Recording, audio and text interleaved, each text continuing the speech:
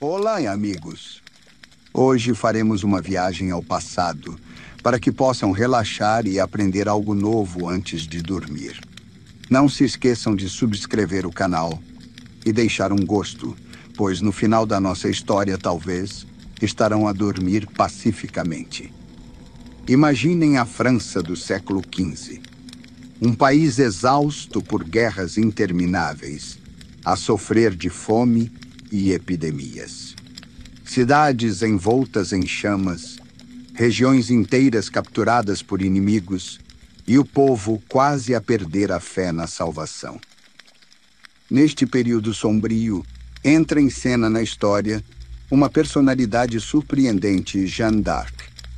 Jovem camponesa de uma pequena aldeia que não sabia ler nem escrever, aos 17 anos afirma que os santos lhe ordenam que liberte a França. Passaram quase 600 anos e a sua história continua a inspirar pessoas por todo o mundo. Jeanne d'Arc tornou-se um símbolo de coragem, fé e autossacrifício. Mas quem era ela realmente? Como uma simples rapariga conseguiu liderar um exército, inspirar monarcas e mudar o curso da guerra?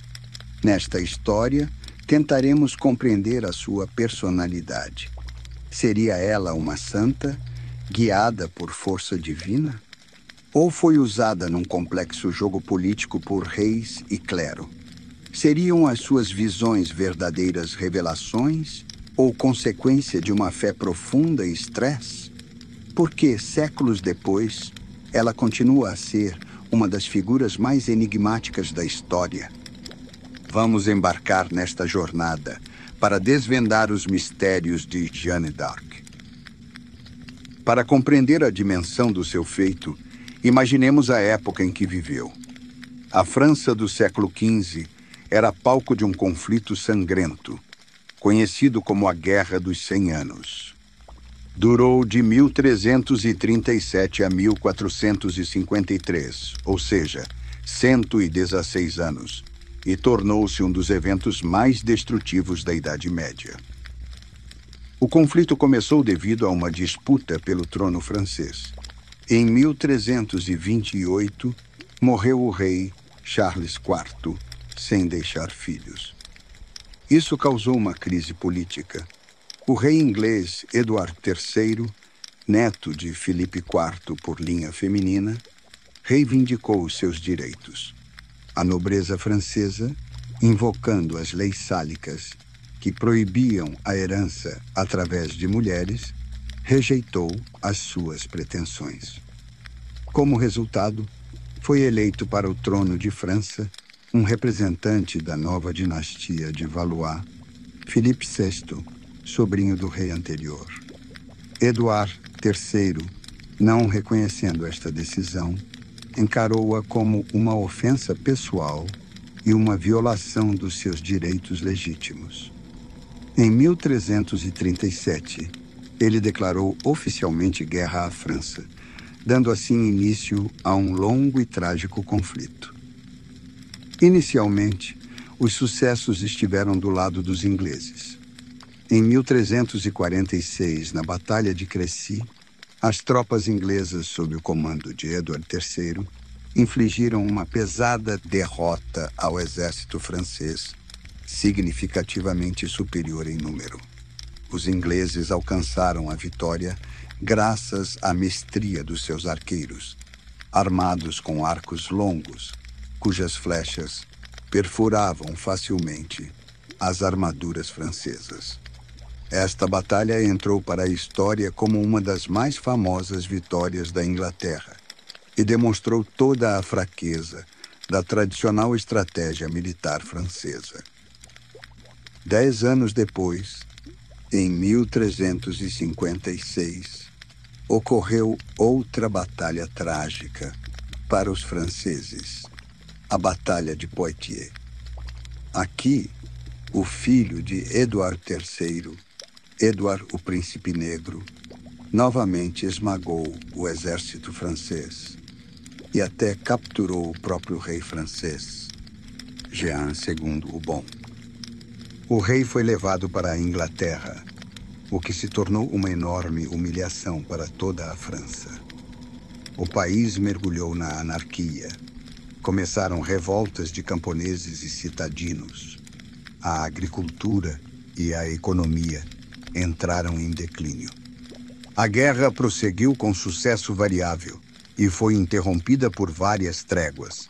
No entanto, um golpe decisivo na França foi desferido em 1415, quando o jovem rei inglês, Henry V, desembarcou no norte da França e travou a famosa Batalha de Azincourt.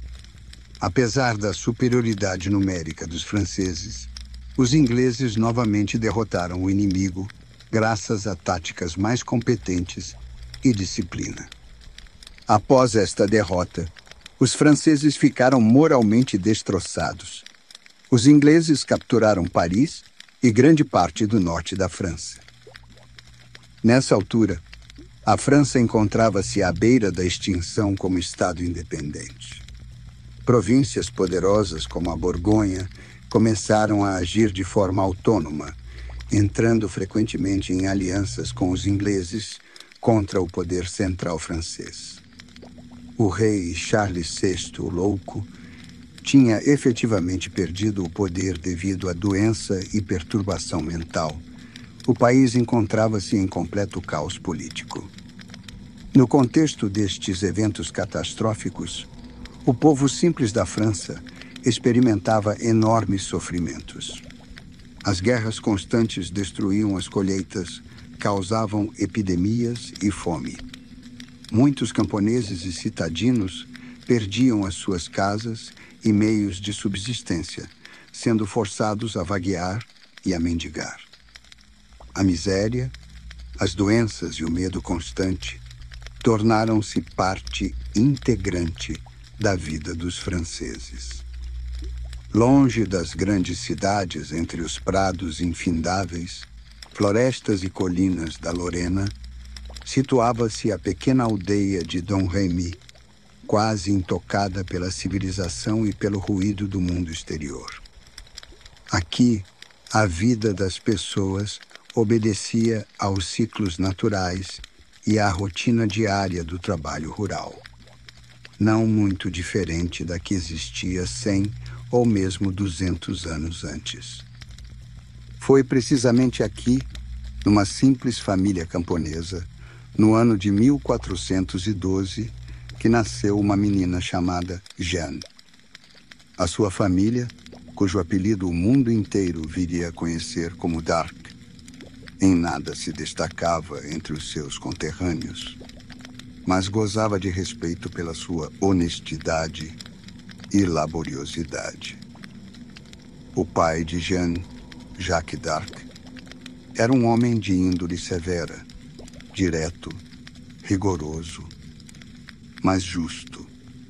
Cultivava uma pequena parcela de terra, produzia pão, criava gado, mantinha a quinta e, por vezes, era eleito ancião da aldeia.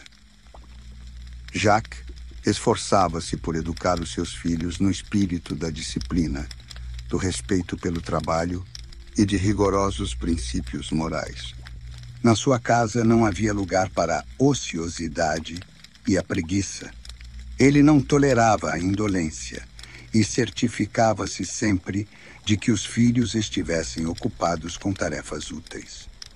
A mãe de Jeanne, Isabelle Romé, era o completo oposto do seu marido, uma mulher terna, bondosa, cordial e profundamente religiosa.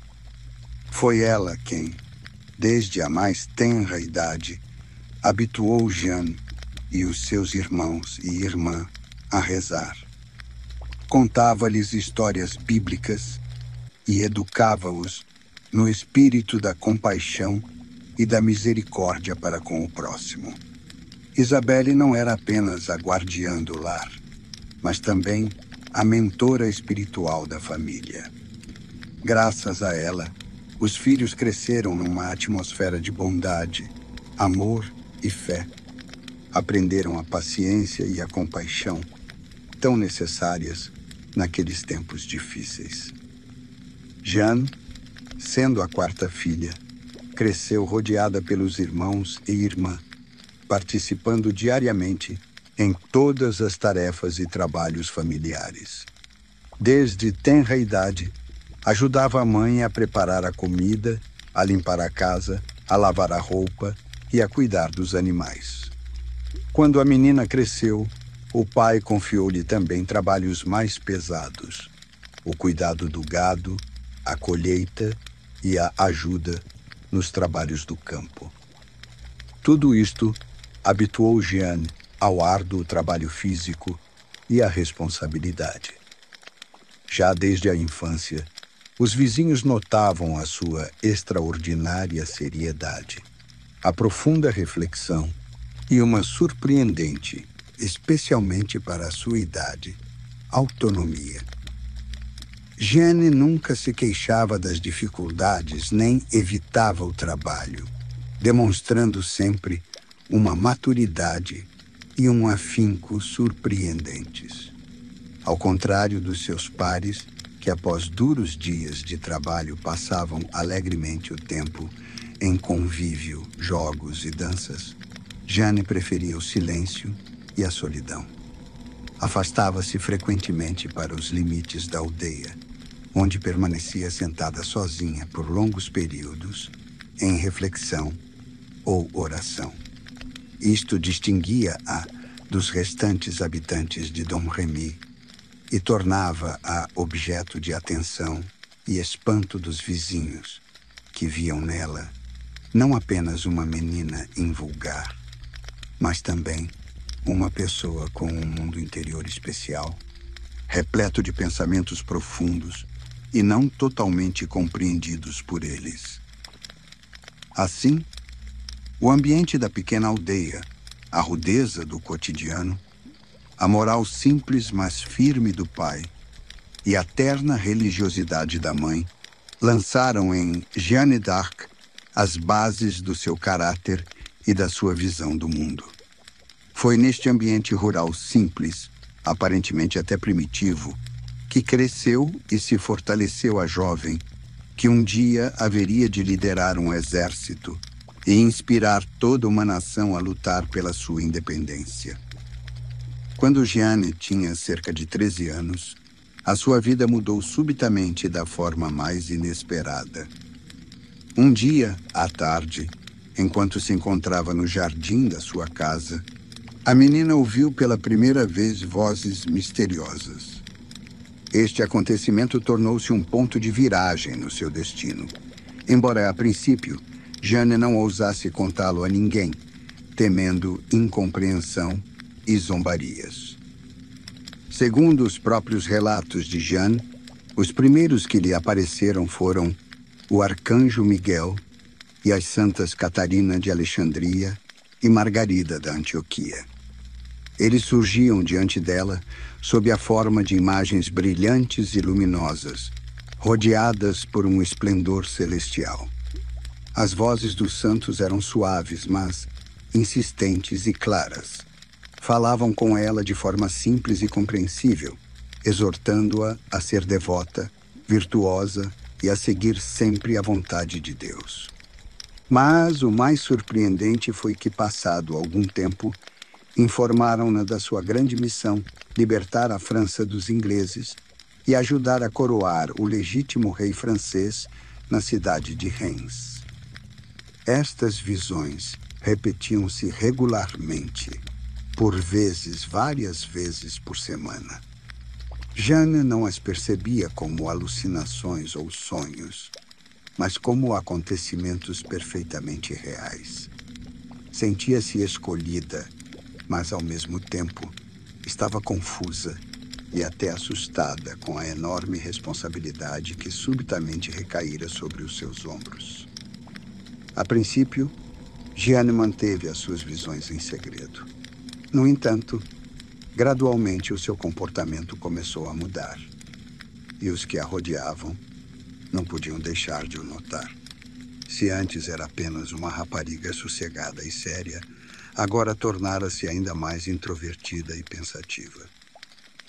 Podia desaparecer por longos períodos, embrenhando-se nas florestas ou dirigindo-se à pequena capela da aldeia, onde passava muito tempo em orações e reflexões.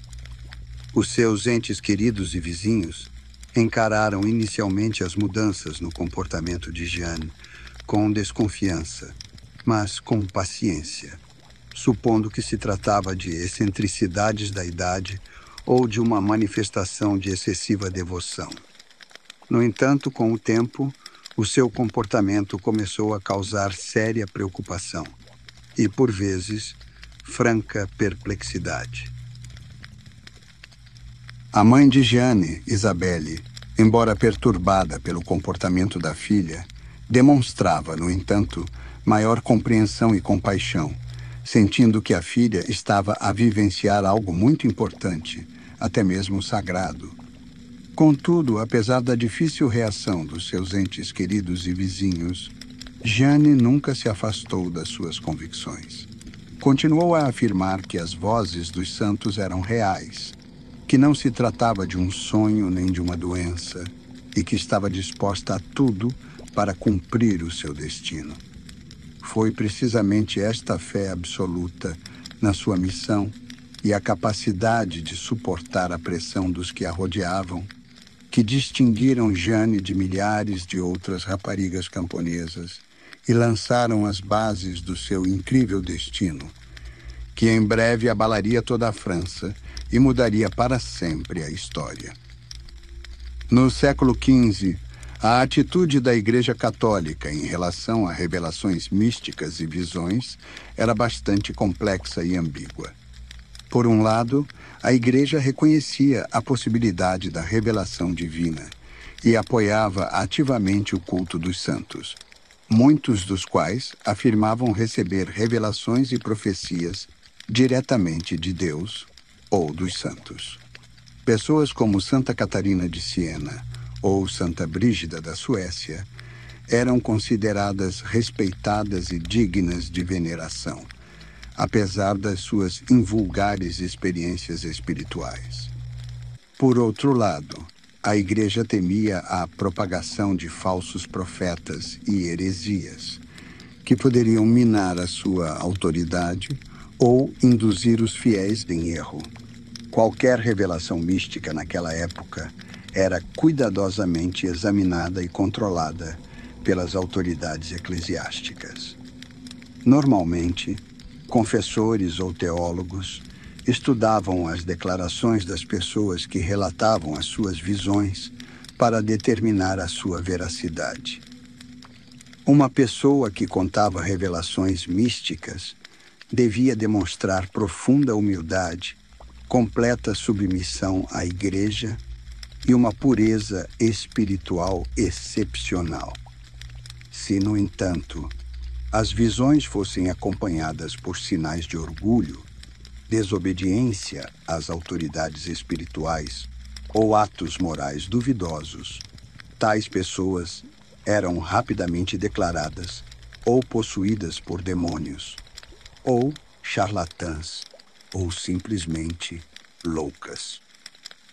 Quando Jeanne falou pela primeira vez sobre as suas visões, muitos habitantes de Dom Remy e os padres locais receberam-na com grande ceticismo. No entanto, houve várias razões pelas quais ela não foi imediatamente declarada louca ou herege. Em primeiro lugar, o comportamento de Jeanne era irrepreensível do ponto de vista das normas morais cristãs. Era piedosa, modesta, bondosa, rezava regularmente e seguia sinceramente todos os cânones religiosos. Não procurava fama, não exigia atenção para si e não demonstrava sinais de orgulho, o que geralmente despertava as suspeitas da Igreja.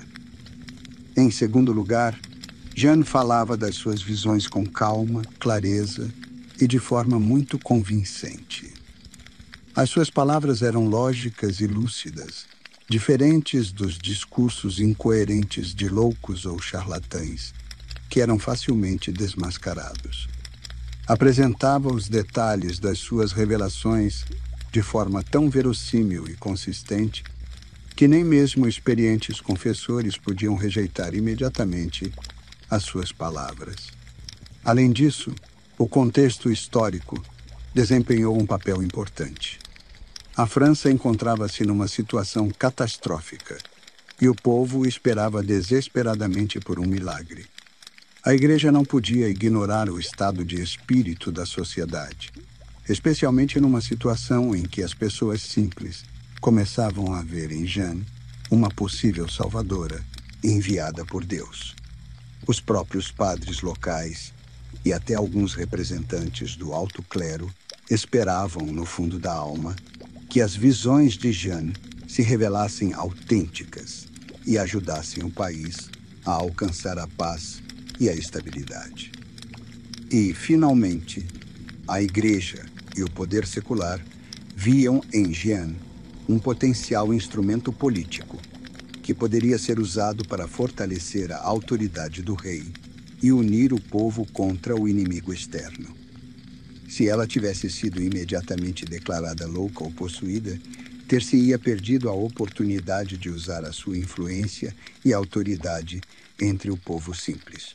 Foi precisamente por isso que, em vez de uma condenação imediata de Jeanne, decidiram examiná-la cuidadosamente, enviando-a para conversas com teólogos e clérigos eruditos.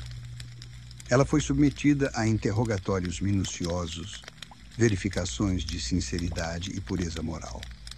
Quando se verificou que Jeanne passava com sucesso em todas essas provas e dava respostas claras e convincentes, a sua missão foi considerada digna de atenção, permitindo-lhe ir ter com o rei. Assim, a atitude da Igreja em relação a Jeanne e as suas revelações foi cautelosa, mas favorável. Como resultado de uma profunda análise e verificação do seu comportamento e convicções, em vez de a acusarem de loucura ou heresia, as autoridades eclesiásticas aprovaram efetivamente a sua missão, dando a Jeanne a oportunidade de se tornar a figura que mudou o curso da história francesa. Quando Jeanne se convenceu definitivamente de que a sua vocação era libertar a França e levar o Delfim, futuro rei Charles VII, à coroação, compreendeu que a única forma de cumprir essa missão era dirigir-se a ele pessoalmente. Era uma empreitada incrivelmente audaciosa e arriscada. Uma simples camponesa, mal saída da infância, preparava-se para se encontrar pessoalmente com o mais alto representante do poder do país, o futuro rei. Jeanne estava cheia de determinação. Dirigiu-se à cidade fortificada mais próxima, Vaucouleurs, onde se encontrava o capitão Robert de Baudricourt, conhecido pelo seu caráter severo e pensamento racional.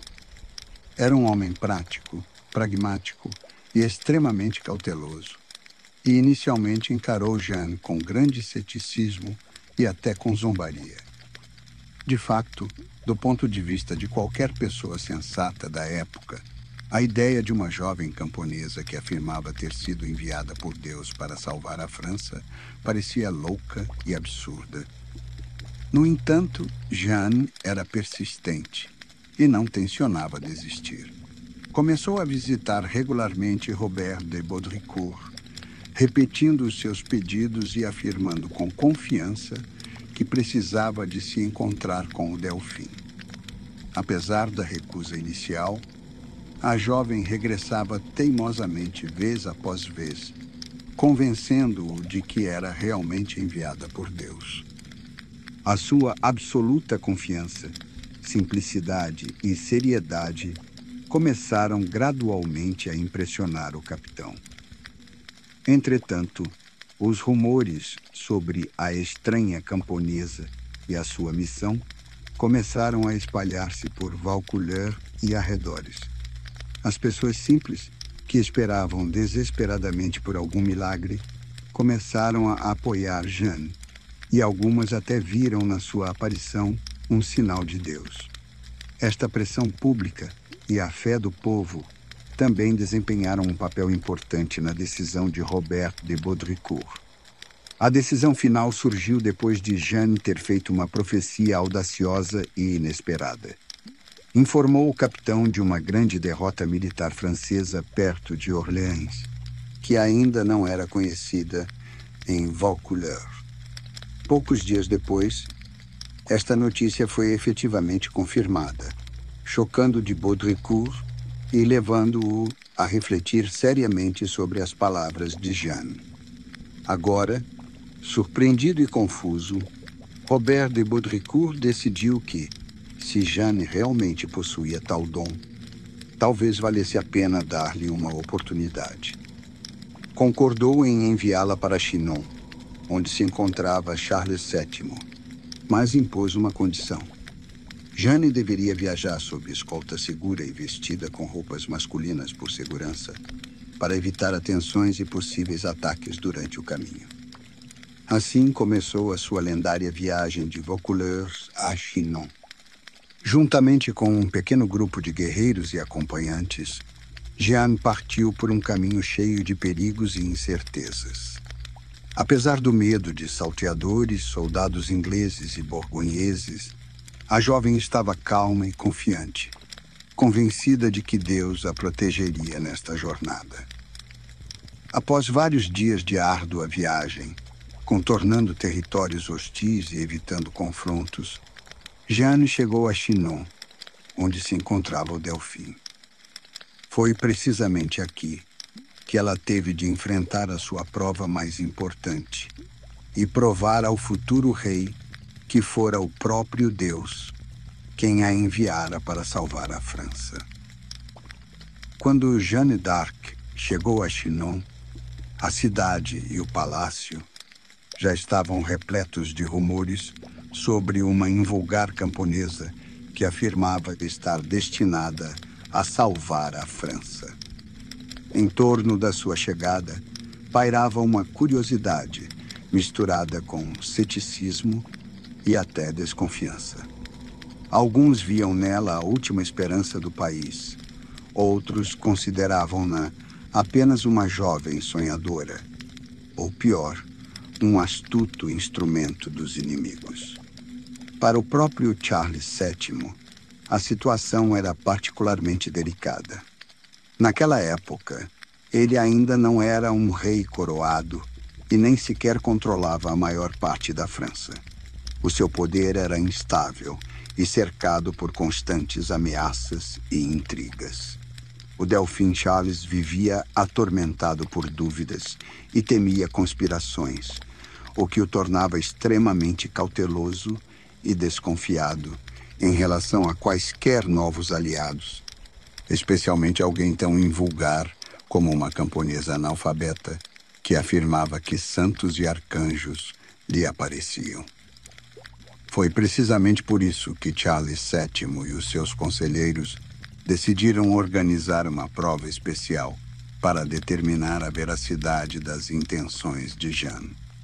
Na noite de 6 de março de 1429, quando Jeanne foi convidada para um encontro com o Delfim, o palácio estava repleto de aristocratas, cortesãos e soldados. Em vez de se sentar no seu lugar habitual, num estrado, na sala do trono ricamente decorada e envergar trajes reais, Charles escondeu-se entre os seus cortesãos. Estava vestido com simples trajes de nobre e em nada se distinguia entre a multidão de outros homens que o rodeavam. Mais ainda, no lugar de honra do Delfim, foi colocado um dos nobres próximos, especialmente vestido com trajes reais, para induzir Jeanne em erro.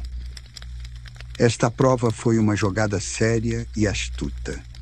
Se Jeanne se tivesse enganado e confundido outro homem com o rei, poderiam tê-la enviado imediatamente de volta para a sua aldeia, declarando-a louca ou impostora.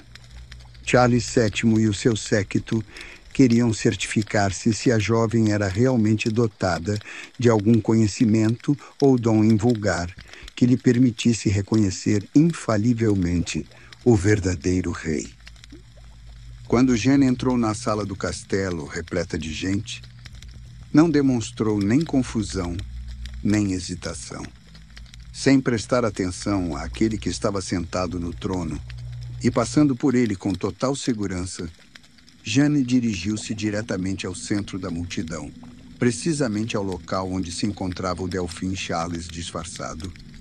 Depois, humilde e confiantemente, ajoelhou-se perante ele e pronunciou palavras que chocaram todos os presentes. Em nome do Senhor Deus, vós sois o verdadeiro herdeiro de França e o futuro rei. É a vós que devo conduzir a Reims para a sagrada coroação. Segundo as memórias de testemunhas oculares, o Delfim ficou chocado, embora tentasse não o demonstrar. Perguntou a Jeanne como ela conseguira reconhecê-lo entre a multidão de cortesãos, ao que ela respondeu que fora guiada pela vontade de Deus e pelas indicações das vozes dos santos. Segundo testemunhos de contemporâneos, Jeanne também revelou a Charles algo muito pessoal e secreto, que apenas ele conhecia, o que convenceu definitivamente o Delfim de que diante dele não estava uma rapariga comum, mas sim uma pessoa com uma missão especial. Um facto histórico curioso reside no motivo pelo qual Charles VII se decidiu por uma prova tão invulgar. A razão não estava apenas nas suas dúvidas e receios pessoais, mas também na atmosfera tensa das intrigas palacianas. Nessa altura, muitos cortesãos influentes não confiavam no Delfim e tentavam desacreditá-lo. Charles compreendia que o aparecimento de uma figura como Jeanne poderia tornar-se tanto um forte argumento a seu favor como uma armadilha organizada pelos inimigos. Ao testá-la dessa forma, podia simultaneamente certificar-se da sua autenticidade e demonstrar aos cortesãos e adversários que agia com cautela e sensatez. O sucesso desta prova tornou-se um ponto de viragem não só para a própria Jeanne, mas para toda a França.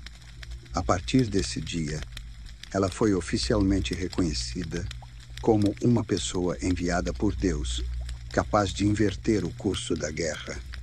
Agora, nada a impedia de iniciar a execução da sua grande missão e de liderar o exército francês à libertação de Orleans e à subsequente coroação de Charles VII em Reims.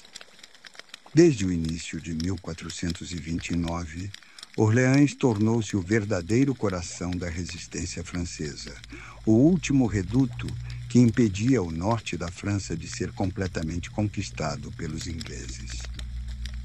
Estrategicamente situada nas margens do Loire, Orleans desempenhava um papel decisivo para ambas as partes.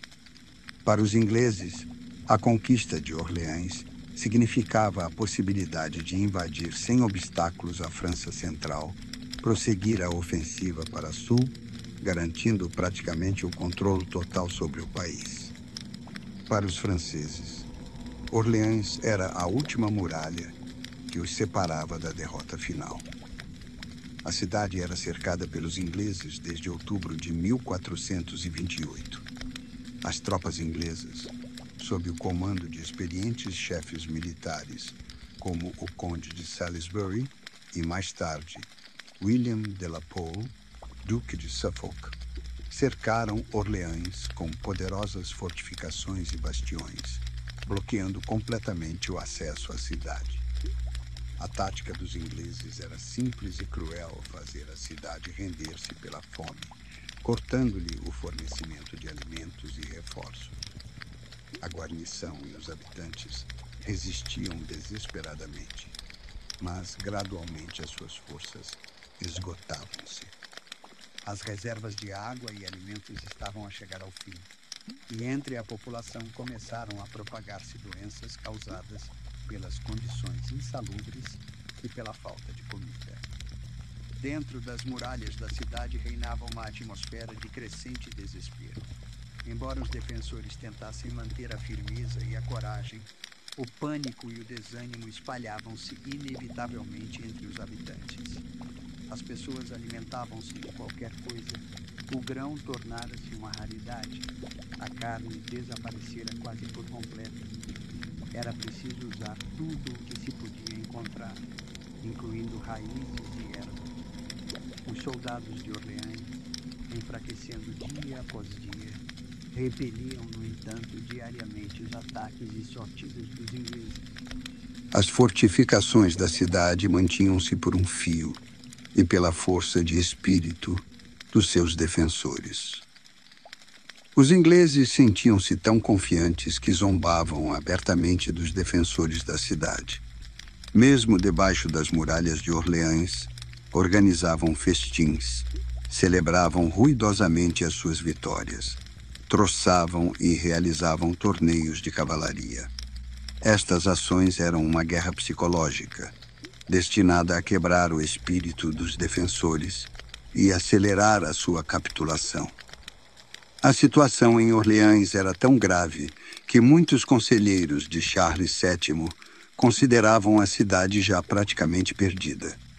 No círculo do Delfim, não cessavam as acaloradas discussões sobre se valeria a pena tentar salvar a cidade ou se seria melhor abandoná-la e preservar recursos e tropas para a defesa dos territórios do sul. O próprio Delfim Charles VII hesitava e duvidava, compreendendo que a perda de Orleans o desacreditaria definitivamente aos olhos do povo e destruiria completamente o moral dos franceses. Entretanto, o povo de França, que acompanhava o cerco de Orleans, encontrava-se num estado de desespero e impotência. A cidade tornara-se não apenas um objetivo militar, mas também um símbolo de resistência aos invasores. Se Orleans caísse, isso significaria o colapso espiritual de todo o país. Os habitantes de outras cidades, vendo a impotência do exército e do rei francês, poderiam facilmente render-se sem luta. Os ingleses compreendiam isto perfeitamente, e era por isso que se esforçavam tanto por dominar a cidade. Neste momento crítico para os franceses, a chegada de Jeanne d'Arc tornou-se uma reviravolta do destino completamente inesperada. A própria ideia de que uma frágil camponesa pudesse influenciar o resultado da guerra parecia, naqueles dias, absurda e inacreditável. Mas foi precisamente graças a essa absurdidade e à fé excepcional da própria Jeanne que a sua aparição causou uma impressão avassaladora na sociedade e no exército francês. A notícia de que Jeanne, a mensageira de Deus, como o povo simples começou a chamá-la, se dirigia à cidade, espalhou-se instantaneamente entre os defensores e habitantes de Orleans. As pessoas famintas, exaustas e desesperadas sentiram novamente esperança, viram um sinal de que Deus não as tinha abandonado. Este regresso da fé tornou-se, porventura, uma arma mais poderosa do que quaisquer tropas ou máquinas de guerra. Assim, Orleans, no início de 1429, não era apenas um ponto estratégico-chave no mapa da Guerra dos 100 Anos, mas também o local onde se decidia o destino de todo um povo. A cidade estava à beira do abismo, e a sua queda significaria o colapso de toda a França. Foi precisamente neste último minuto de desespero que apareceu Jeanne d'Arc, a mulher que estava destinada a mudar o curso da história e a inspirar a luta, não só os soldados de Orleans, mas toda a França. Quando Jeanne d'Arc entrou em Orleans, a 29 de abril de 1429, a cidade já se encontrava há cerca de 7 meses sob o pesadíssimo cerco das tropas inglesas. Os defensores de Orleans estavam completamente exaustos pelos combates constantes, pela fome e pelas doenças. Os destacamentos ingleses, que contavam com cerca de 5.000 homens, sob o comando de experientes chefes militares, como William de la Pole e John Talbot.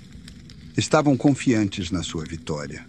Controlavam quase todos os acessos à cidade e tinham erguido todo um sistema de poderosas fortificações e bastiões em redor de Orleans, isolando-a praticamente por completo do mundo exterior. Os próprios franceses compreendiam que, sem um milagre, a cidade estava condenada. O moral dos defensores de Orleans estava extremamente baixo. Neste momento dramático, a chegada de uma jovem camponesa sem qualquer experiência militar parecia praticamente um absurdo. Mas o aparecimento de Jeanne tornou-se precisamente o milagre que os habitantes e soldados esperavam. As suas palavras eram simples e convincentes. Deus enviou-me para salvar a cidade. Os soldados, cansados de derrotas e mortes intermináveis, sentiram que era precisamente na figura de Jeanne que lhes chegava a esperança de libertação. Uma das primeiras ações de Jeanne em Orleans foi o encontro com os comandantes da defesa. Entre eles estavam experientes chefes militares como Jean de Dunois, o bastardo de Orleans, o famoso capitão La Hire, o marechal Gilles de Rais e outros. Apesar do ceticismo inicial, ficaram impressionados com a determinação e confiança da jovem. Ela exigiu imediatamente o fim da tática defensiva e a passagem à ofensiva contra os ingleses, o que contradizia completamente os cautelosos conselhos dos comandantes. A sua insistência e apaixonada convicção causaram tal impressão que, em breve, os chefes militares concordaram em confiar nela. Jeanne esteve sempre no centro das batalhas, mas um fato interessante é que ela nunca combateu com armas na mão. A sua espada, obtida a seu pedido na igreja de Sainte-Catherine de Fierbois, era mais um símbolo do que um verdadeiro instrumento de combate. Segundo testemunhos históricos, Jeanne nunca a usou, preferindo em vez disso segurar um estandarte de batalha. Neste estandarte branco, com lírios dourados bordados, símbolos da França, estavam os nomes de Jesus e Maria. Jeanne acreditava que o seu destino não consistia em matar inimigos, mas em inspirar os soldados com a sua fé, coragem e força espiritual. Durante as batalhas, Jeanne encontrava-se nos locais mais perigosos, agitando o estandarte e encorajando os soldados com a voz e o exemplo de coragem pessoal. Os soldados contavam que a sua intrepidez e abnegação os inspiravam a feitos que antes nem sequer conseguiam imaginar. Certa vez, durante o assalto às fortificações inglesas, Jeanne foi gravemente ferida por uma flecha no ombro. No entanto, após receber os primeiros socorros, levantou-se novamente e continuou a inspirar os guerreiros para novos ataques. O acontecimento mais decisivo no decurso do cerco foi a batalha por Les Tourelles, um poderoso bastião inglês nas margens do Loire, considerado praticamente inexpugnável. A 7 de maio de 1429, Jeanne liderou pessoalmente o assalto decisivo. Os soldados franceses, anteriormente desmoralizados e convencidos da inevitabilidade da derrota, lançaram-se agora com extraordinária coragem e desespero contra as fortificações inimigas. Os ingleses ficaram tão atordoados e desnorteados com esta súbita ferocidade dos franceses que não conseguiram manter as suas posições. Les Tourelles caiu, e com ela ruiu também a confiança dos ingleses de que a cidade se renderia em breve. No dia seguinte, 8 de maio de 1429, o exército inglês, tendo perdido completamente a iniciativa e o moral de combate, foi forçado a levantar o cerco e a retirar-se. Para toda a França, esta vitória foi um acontecimento enorme, a primeira vitória francesa séria em muitos anos de guerra. O povo imediatamente chamou Jeanne de a Donzela de Orleans, e a sua fama começou a espalhar-se por todo o país. A vitória em Orleans tornou-se um ponto de viragem em toda a Guerra dos 100 Anos e devolveu ao povo francês a fé na possibilidade de libertar o país da ocupação inglesa. Após a vitória em Orleans, Jeanne foi rodeada de respeito e veneração universais. Mas o seu estilo de comportamento nas batalhas permaneceu o mesmo. Ela nunca participou em derramamento de sangue e não matou pessoalmente. Ela manteve para si o papel de líder espiritual, uma pessoa cuja força residia na fé e no exemplo, e cujo estandarte se tornou um símbolo de libertação e renascimento da França. Após a decisiva vitória em Orleans, a reputação e influência de Jeanne d'Arc aumentaram drasticamente. Mas a sua missão não se limitava apenas a sucessos militares. O principal objetivo de Jeanne sempre fora levar o Delfim Charles VII à cidade de Reims, para o coroar oficialmente rei de França. Esta coroação tinha para o país um enorme significado simbólico, que acabou por se tornar ainda mais importante do que os sucessos militares no campo de batalha. Reims era o local tradicional de coroação dos monarcas franceses. Desde os tempos de Clovis, o primeiro rei franco, era precisamente ali que se realizavam as cerimônias de unção ao reino. O povo francês acreditava que apenas um monarca, coroado e ungido com o santo óleo na Catedral de Reims, possuía o verdadeiro direito ao poder e recebia uma bênção especial de Deus. É por isso que Charles VII, que ainda não fora coroado e ostentava apenas o título de Delfim, era percebido por muitos franceses não como um monarca totalmente legítimo, mas sim como um pretendente que ainda não confirmara a sua autoridade sobre a França. No entanto, o caminho para Reims era extremamente difícil. A cidade situava-se muito a nordeste da França, em terras controladas pelos aliados dos ingleses, os borgonheses. Muitos dos conselheiros de Charles VII consideravam esta viagem demasiado arriscada e até impossível. Mas foi precisamente Jeanne quem insistiu na necessidade de uma marcha imediata, convencendo o rei e o seu séquito de que não se tratava apenas de uma cerimônia, mas de um momento crucial para a unificação do país. Jeanne afirmava que só após a coroação em Reims, o povo reconheceria definitivamente Charles VII como rei legítimo e se uniria em torno dele para combater os invasores. Os seus argumentos eram tão convincentes e o seu prestígio após a vitória em Orleans tão grande que o Delfim Charles concordou com este passo arriscado. A 29 de junho de 1429, o exército francês, liderado por Jeanne, partiu para a campanha que ficou conhecida como a Campanha do Loire.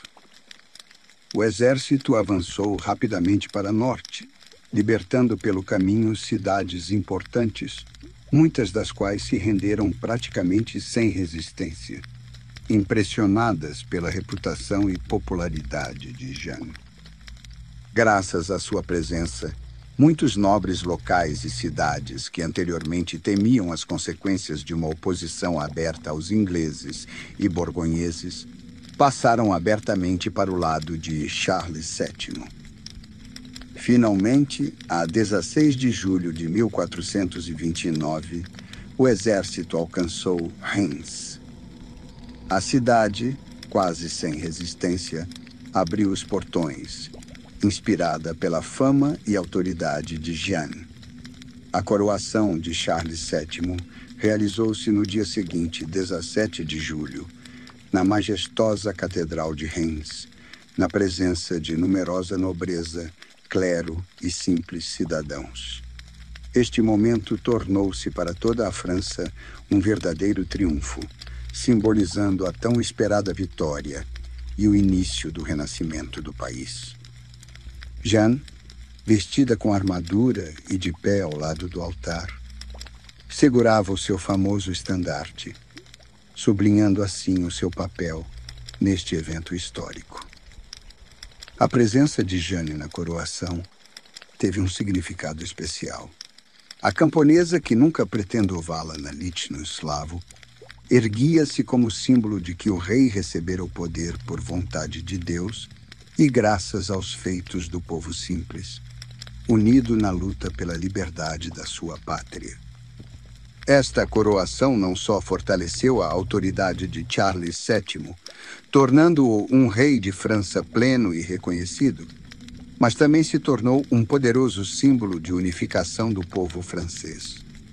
Agora, ninguém mais duvidava que Charles era o único monarca legítimo, e os ingleses, invasores e usurpadores.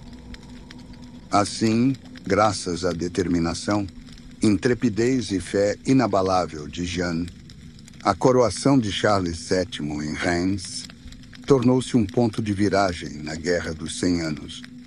Restaurou a legitimidade do poder real e inspirou os franceses a continuar a luta pela libertação da pátria dos ingleses. Jeanne d'Arc, a partir desse dia, tornou-se não apenas uma heroína nacional, mas também um símbolo vivo da França renascente. Após a solene coroação em Reims, que se tornou o auge do triunfo de Jeanne d'Arc, ocorreu um inesperado ponto de viragem. Parecia que agora o rei deveria confiar incondicionalmente na sua salvadora e apoiar-se totalmente na sua autoridade e apoio.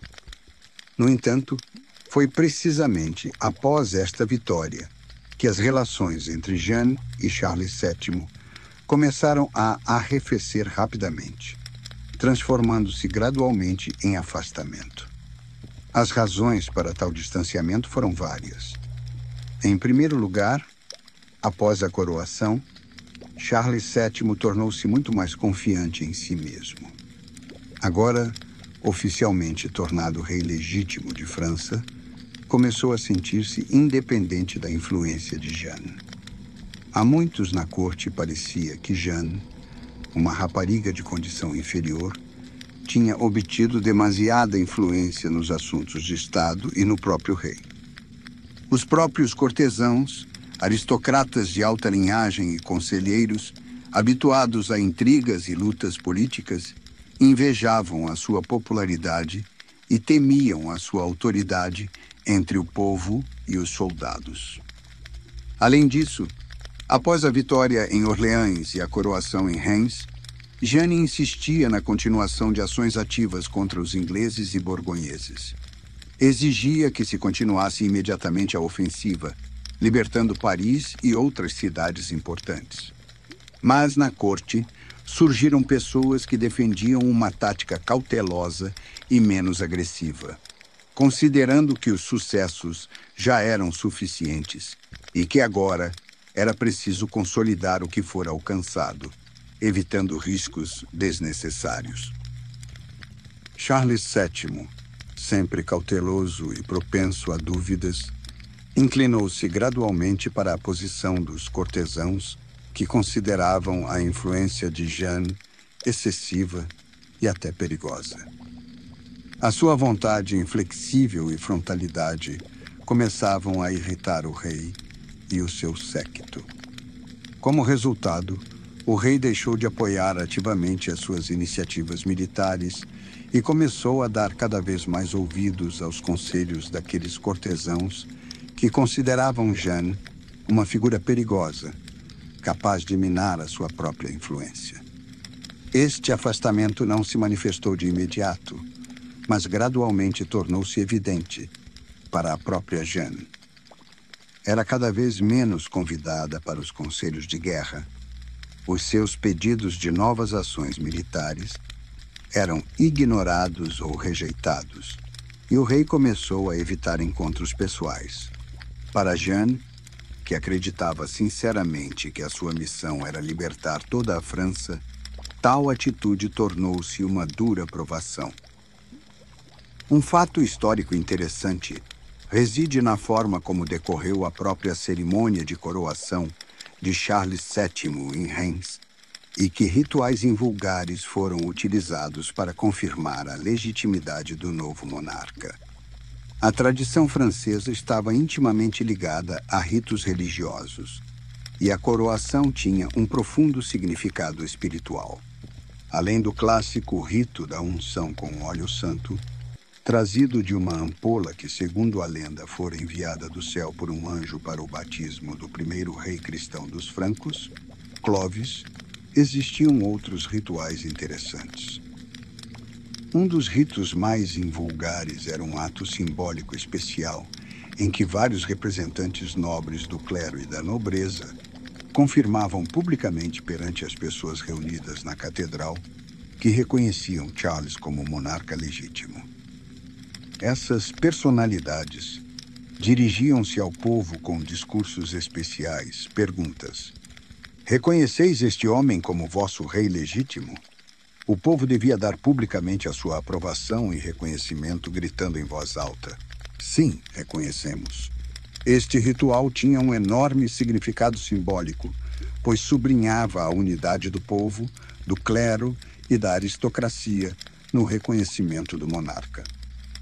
Outro momento interessante da cerimônia era a tradição da entrega de regalias simbólicas especiais, como a espada, as esporas, a coroa e o cetro, que transmitiam ao novo rei não só o poder, mas também a responsabilidade de proteger o povo e a igreja. Charles VII recebia estes atributos das mãos dos mais altos hierarcas eclesiásticos, o que significava a sua obrigação de defender a França e a fé de quaisquer inimigos. Assim, a coroação foi um potentíssimo símbolo da unidade do povo e do seu monarca. Mas, apesar desta unidade no momento do triunfo, o subsequente afastamento do rei de Jeanne tornou-se um dos episódios mais dramáticos da sua história, levando posteriormente ao trágico fim da sua missão. Depois que as relações entre Jeanne d'Arc e Charles VII começaram a deteriorar-se, ela viu-se numa situação difícil. Apesar de o rei ter começado a tratá-la com mais frieza, Jeanne não tencionava cessar a sua missão. O seu principal objetivo continuava a ser a libertação total da França dos ingleses e dos seus aliados. Foi com este pensamento que ela partiu para uma campanha militar no norte, para as terras ocupadas pelas tropas do Duque da Borgonha, aliado dos ingleses. Na primavera de 1430, Jeanne encontrava-se em Compiègne, uma cidade estrategicamente importante, situada no rio Oise. Esta cidade era um ponto-chave da defesa contra as tropas do Duque da Borgonha e dos ingleses, que procuravam recuperar as suas posições perdidas e deter a ofensiva francesa. A 23 de maio de 1430, ocorreu a fatídica batalha que se tornou um trágico ponto de viragem no destino de Jeanne. Nesse dia, Jeanne, juntamente com um pequeno destacamento de guerreiros, saiu da fortaleza de Compiègne, tentando realizar um ataque surpresa às posições dos borgonheses. O plano era simples: desferir um golpe rápido e inesperado, desmoralizar o inimigo e repeli-lo para longe das muralhas da cidade. Mas, no decorrer desta sortida, tudo correu mal. Os soldados borgonheses revelaram-se mais bem preparados e organizados do que se esperava. O destacamento francês, sob a liderança de Jeanne, enfrentou uma resistência muito mais forte e foi forçado a recuar para os portões de Compiègne. Foi precisamente neste momento que ocorreu o erro fatal. Por uma razão obscura e ainda hoje controversa, os portões da cidade fecharam-se inesperadamente mesmo em frente a Jeanne e aos seus companheiros mais próximos. Isto impediu-a de se abrigar dentro da fortaleza e tornou impossível a fuga aos inimigos que a perseguiam. Jeanne e um pequeno destacamento dos seus apoiantes viram-se literalmente encurralados entre os portões fechados e os borgonheses perseguidores. O combate foi breve, mas gestoque. Apesar da resistência desesperada, Jeanne foi capturada por um guerreiro borgonhês, um besteiro chamado Lionel de Vendôme. A questão de por que os portões de Compiègne se fecharam subitamente precisamente no momento em que Jeanne regressava é um dos episódios mais misteriosos e controversos da sua biografia. Alguns historiadores consideram que foi simplesmente um erro fatal ou um mal-entendido causado pelo pânico ou pela falta de coordenação entre os defensores da cidade. Outros, porém, acreditam que Jeanne pode ter sido vítima de uma armadilha cuidadosamente planeada, montada pelos seus adversários, incluindo cortesãos franceses, que desejavam livrar-se de uma figura demasiado influente e incômoda para eles. Estas suspeitas são corroboradas pelo fato de que, após a captura de Jeanne, nenhum dos comandantes franceses empreendeu tentativas sérias para libertar ou resgatar do cativeiro, embora tais oportunidades existissem. O rei Charles VII, na verdade, manteve-se à margem, não fazendo quase nada para a salvar. Isto levantou, entre contemporâneos e historiadores, muitas questões e suspeitas. Assim, a última batalha de Jeanne perto de Compiègne permanece uma página misteriosa e ambígua da sua vida. Terá sido uma trágica casualidade, um erro militar ou o resultado de uma traição premeditada. Esta questão ainda não tem uma resposta definitiva. Apenas uma coisa é clara. A captura de Jeanne abriu a porta para a sua última e mais trágica etapa da vida, que culminou no triste julgamento e execução que a tornaram para sempre uma das figuras mais dramáticas da história mundial.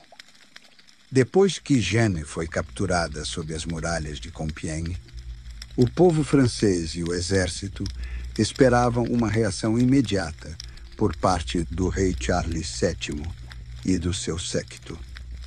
Parecia óbvio que o monarca deveria envidar todos os esforços para libertar a heroína que desempenhara um papel crucial na sua coroação e na salvação da França de uma catástrofe completa. No entanto, sucedeu precisamente o oposto. Charles VII e os seus próximos não fizeram quase nada para salvar Jeanne do cativeiro. A principal razão para tal comportamento residia na complexa situação política que se instalara na corte francesa.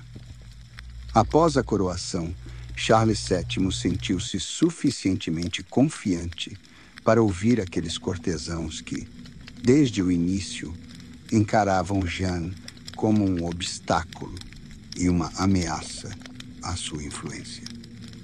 Estas pessoas invejavam a sua popularidade entre o povo e os soldados. Consideravam-na uma figura perigosa, capaz de abalar a sua própria posição na corte e até mesmo a do próprio rei. Persuadiram Charles VII de todas as formas de que apoiar Jeanne já não fazia sentido, e era até perigoso, pois isso poderia levar a conflitos indesejáveis com a Inglaterra e a Borgonha, com as quais muitos na corte sonhavam em concluir uma paz de compromisso. Particularmente importante foi o papel da Borgonha. Naquela época, o Duque Filipe o Bom, governante da Borgonha, permanecia formalmente aliado dos ingleses, mas na realidade perseguia os seus próprios interesses políticos e econômicos, manobrando habilmente entre as partes. Quando Jeanne caiu prisioneira dos borgonheses, o duque rapidamente percebeu que tinha em mãos um instrumento inestimável de negociação política. Ele sabia o quão alto era o valor simbólico de Jeanne, tanto para os ingleses como para os franceses. Por isso decidiu obter o máximo benefício disso. Os borgonheses colocaram Jeanne à venda como uma prisioneira valiosa. Os ingleses interessaram-se instantaneamente por tal oportunidade. Para eles, a captura de Jeanne foi uma sorte incrível, pois a jovem, considerada um símbolo da resistência francesa, podia não só ser neutralizada, mas também utilizada para desacreditar o próprio Charles VII. Os ingleses compreendiam perfeitamente que um julgamento público de Jeanne e a sua subsequente execução poderiam desferir um golpe poderosíssimo na autoconsciência nacional francesa e no espírito de resistência. O acordo entre ingleses e borgonheses foi concluído com bastante rapidez. Os ingleses pagaram por Jeanne uma soma enorme para a época, 10.000 libras de Tours. Para se ter uma ideia da magnitude desta quantia, vale a pena notar que com esse dinheiro se podia manter um grande destacamento militar durante vários meses. Um preço tão elevado explicava-se não apenas pela importância militar da prisioneira, mas pelo seu enorme significado simbólico e político. Jeanne era um símbolo vivo da resistência francesa. O seu nome era conhecido em todas as aldeias francesas, e a sua captura seria para os franceses um enorme golpe moral. Tendo pago este preço, os ingleses transportaram Jeanne para Rouen, o centro dos seus domínios em França, onde ela deveria comparecer perante um tribunal eclesiástico organizado com o apoio das autoridades inglesas. O principal objetivo deste tribunal era provar que Jeanne era uma herege e feiticeira, para destruir a sua reputação e, assim, minar a autoridade do rei francês, que ela elevara ao trono. Assim, as principais razões pelas quais ninguém salvou Jeanne foram as cínicas intrigas cortesãs na corte de Charles VII, o receio do rei e do seu séquito de complicar as relações com a Borgonha e a Inglaterra, e o desejo da Borgonha de vender da forma mais vantajosa possível uma prisioneira tão valiosa. Este acordo e o subsequente julgamento de Jeanne tornaram-se um dos episódios mais sombrios da Guerra dos 100 Anos, deixando para sempre uma sombra na reputação do rei Charles VII e do seu séquito. Depois que Jeanne d'Arc caiu nas mãos dos ingleses, foi levada para a cidade de Rouen, centro do poder inglês nas terras francesas ocupadas. Ali deveria comparecer perante um tribunal que entrou para a história com o nome de Processo de Rouen. Este evento foi um dos episódios mais vergonhosos e cínicos da Guerra dos 100 Anos e tornou-se um exemplo flagrante de como a justiça podia ser utilizada para fins políticos. O Processo de Rouen começou em janeiro de 1431. O tribunal era oficialmente eclesiástico, presidido pelo bispo Pierre Cochon, um homem intimamente ligado à administração inglesa e totalmente por ela controlado. Na verdade, todo o processo foi uma encenação cuidadosamente organizada, cujo objetivo principal não era apurar a verdade, mas desacreditar ao máximo Jeanne e declará-la herege e feiticeira. Jeanne foi acusada de toda uma série de crimes, o principal dos quais era a heresia, ou seja, o desvio da doutrina eclesiástica oficial. Outras acusações importantes foram a feitiçaria, o uso de roupas masculinas, o que era considerado um pecado grave pelos cânones eclesiásticos da época, a desobediência às autoridades eclesiásticas e a falsa alegação de receber revelações de Deus. Tentaram apresentar Jeanne como uma bruxa perigosa, um instrumento do diabo, que intencionalmente induzia as pessoas em erro e violava os sagrados fundamentos da Igreja. Ao longo de todo o processo, os juízes utilizaram inúmeros artifícios astutos e manobras traiçoeiras, tentando confundir Jeanne, levá-la a cometer um erro ou a fazer uma declaração que pudesse ser interpretada como uma confissão de culpa. Por exemplo, faziam-lhe perguntas teológicas extremamente complexas, cujas respostas eram praticamente impossíveis para uma simples rapariga analfabeta. No entanto, Jeanne surpreendia os juízes pela sua clareza de pensamento, firmeza e capacidade de dar respostas simples e claras, evitando as armadilhas que lhe eram preparadas. Outro artifício era a falsificação deliberada ou a deturpação das suas palavras nas atas do tribunal. Os depoimentos eram registrados em latim, língua que Jeanne não dominava, o que permitia aos juízes interpretar as suas palavras de forma favorável a eles. Ao mesmo tempo, negavam a Jeanne o direito de defesa, apesar de, segundo o direito canônico, ela ter direito à assistência jurídica e ao conselho de um mentor espiritual.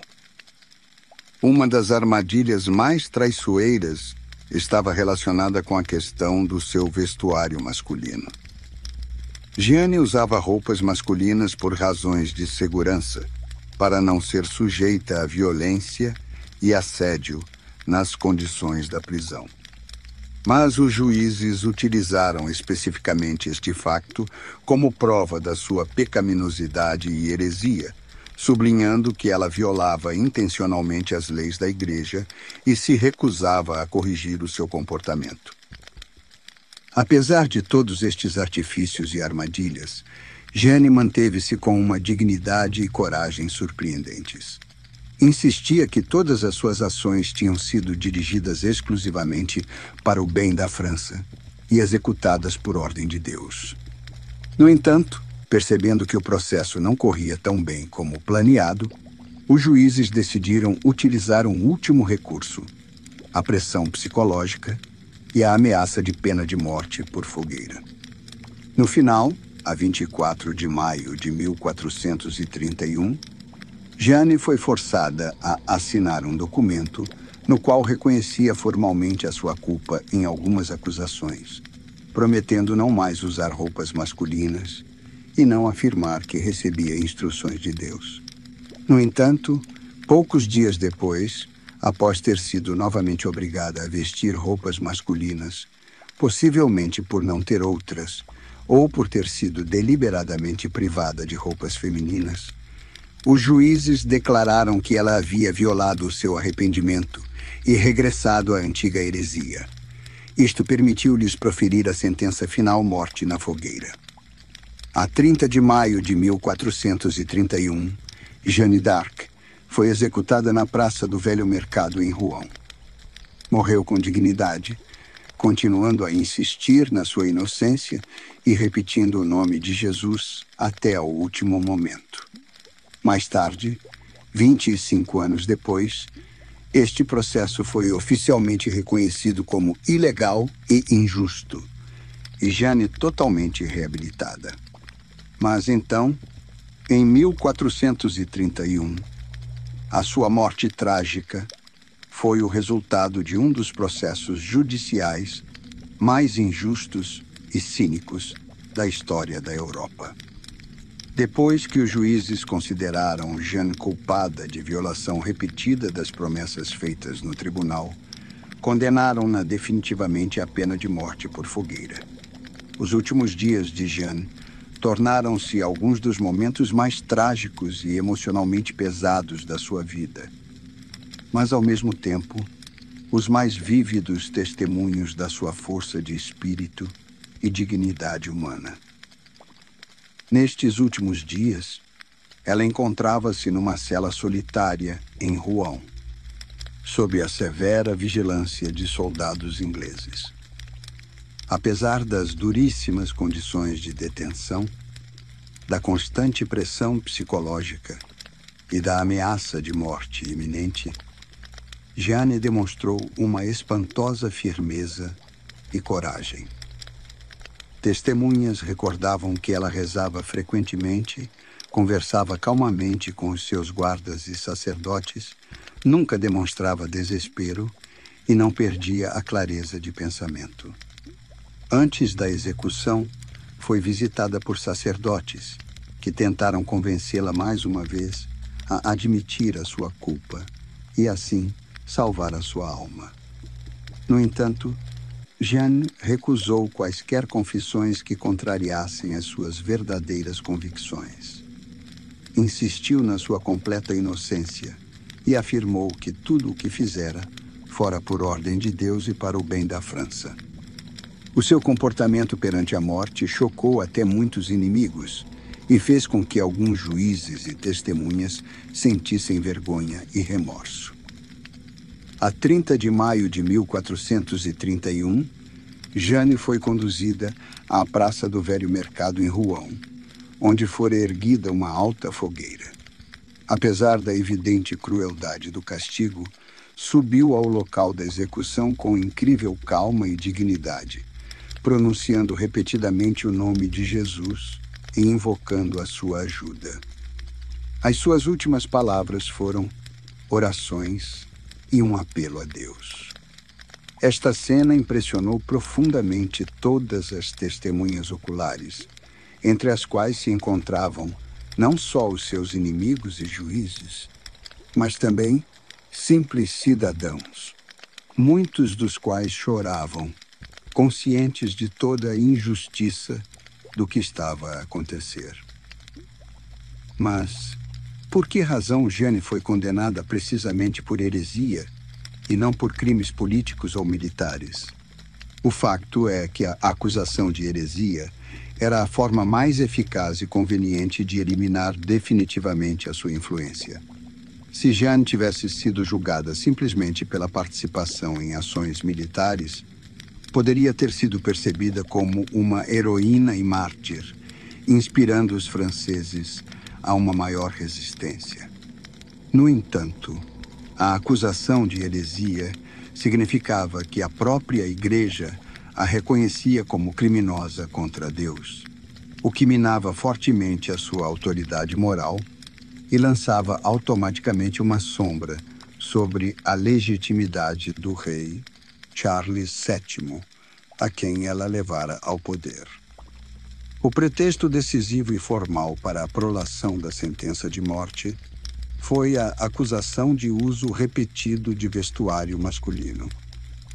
Embora hoje esta acusação pareça absurda e insignificante, no século XV era encarada pela Igreja com extrema seriedade. O vestuário masculino em mulheres era considerado uma violação da ordem eclesiástica e um pecado contra as leis naturais. E depois de Jeanne ter sido novamente encontrada em trajes masculinos, isso serviu de pretexto para a acusar definitivamente de heresia e de regresso ao pecado, do qual ela supostamente já se tinha retratado. Assim, esta acusação formal foi utilizada pelos juízes como argumento decisivo para a sua condenação e execução. Na verdade, a verdadeira razão não residia no vestuário, nem sequer em questões religiosas, mas na importância política e simbólica da própria Jeanne, cuja eliminação se tornou o objetivo dos ingleses e dos seus aliados. O comportamento corajoso de Jeanne d'Arc perante a execução e a injustiça da sentença proferida transformaram-na em breve numa heroína nacional e mártir, cuja morte inspirou posteriormente o povo francês à vitória final na Guerra dos 100 Anos e deixou para sempre uma profunda marca na história da França e de toda a humanidade. 25 anos após a execução de Jeanne d'Arc, em 1456, iniciou-se um novo julgamento, que entrou para a história como o processo de reabilitação. Este processo judicial foi um evento completamente invulgar e raro para a época, pois anulava totalmente a sentença de um tribunal eclesiástico anteriormente realizado. Mas por que razão a Igreja e o rei de França, após tantos anos, decidiram voltar à questão da culpa ou inocência de Jeanne? Na verdade, a decisão de reabilitar Jeanne d'Arc teve, antes de mais, motivos políticos. Em meados do século XV, a situação política em França tinha mudado radicalmente. A Guerra dos 100 Anos aproximava-se do fim. Os ingleses tinham sido praticamente expulsos de França e a autoridade do rei Charles VII tinha se fortalecido significativamente. Nestas condições, Jeanne já não representava qualquer ameaça para a nobreza e o clero francês. Pelo contrário, a sua imagem heróica podia ser vantajosamente utilizada para fortalecer a autoridade do rei e unir o povo francês. Além disso, o tribunal que condenara Jeanne já era há muito percebido pela sociedade francesa como injusto e politicamente motivado, e a execução da jovem como uma página vergonhosa na história da Igreja e da monarquia. Muitos representantes do clero e do poder secular compreendiam que a condenação de Jeanne tinha causado sérios danos à reputação da Igreja e da coroa francesa. A reabilitação permitiria restaurar a justiça, remover a mancha de desonra da autoridade da Igreja e mostrar que a França se tinha finalmente libertado da influência dos invasores ingleses e dos seus apoiantes. O próprio processo de reabilitação foi conduzido com muito cuidado e pormenor. Foram interrogadas dezenas de testemunhas, desde simples soldados e habitantes de Orleans até comandantes militares e sacerdotes de alta patente. Todos eles confirmaram a honestidade, a piedade e os méritos excepcionais de Jeanne.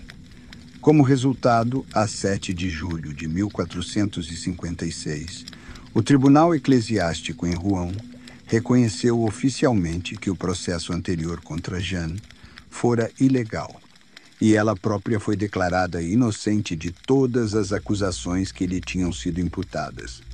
Todos os materiais do processo anterior foram solenemente destruídos. Após a reabilitação, iniciou-se uma nova etapa na história da imagem de Jeanne d'Arc. De símbolo de heresia e desobediência, transformou-se numa heroína nacional de França, tornando-se a personificação da coragem, do patriotismo e da força espiritual. Com o tempo, a sua personalidade adquiriu traços verdadeiramente lendários, e a sua vida e feitos tornaram-se um dos principais símbolos da história francesa. Em 1920, Jeanne foi oficialmente canonizada pela Igreja Católica. Um fato interessante reside na forma como o nome de Jeanne d'Arc, ao longo dos séculos, foi utilizado para fins políticos por diferentes gerações de franceses. Em diferentes épocas, a sua imagem foi adaptada a visões e interesses políticos completamente diferentes. Por exemplo, nos tempos da Revolução Francesa do século XVIII, Jeanne era retratada como um símbolo da luta do povo simples contra a intervenção estrangeira e o arbítrio monárquico. Na época de Napoleão, tornou-se uma imagem que inspirava os franceses ao patriotismo e à unidade perante a ameaça externa. Nos séculos XIX e XX, Jeanne foi ativamente utilizada por representantes das mais diversas correntes políticas, desde monárquicos a republicanos, de conservadores a socialistas. Durante a Primeira e a Segunda Guerras Mundiais, o seu nome e imagem tornaram-se elementos importantes da propaganda francesa, simbolizando a unidade nacional e a resistência aos invasores. Mesmo nos nossos dias, partidos políticos e movimentos sociais em França recorrem frequentemente à imagem de Jeanne d'Arc, sublinhando-a como a personificação dos valores e ideias que desejam transmitir à sociedade. Assim, o destino de Jeanne d'Arc, trágico e heróico ao mesmo tempo, continua a exercer uma enorme influência na consciência dos franceses e na sua identidade nacional.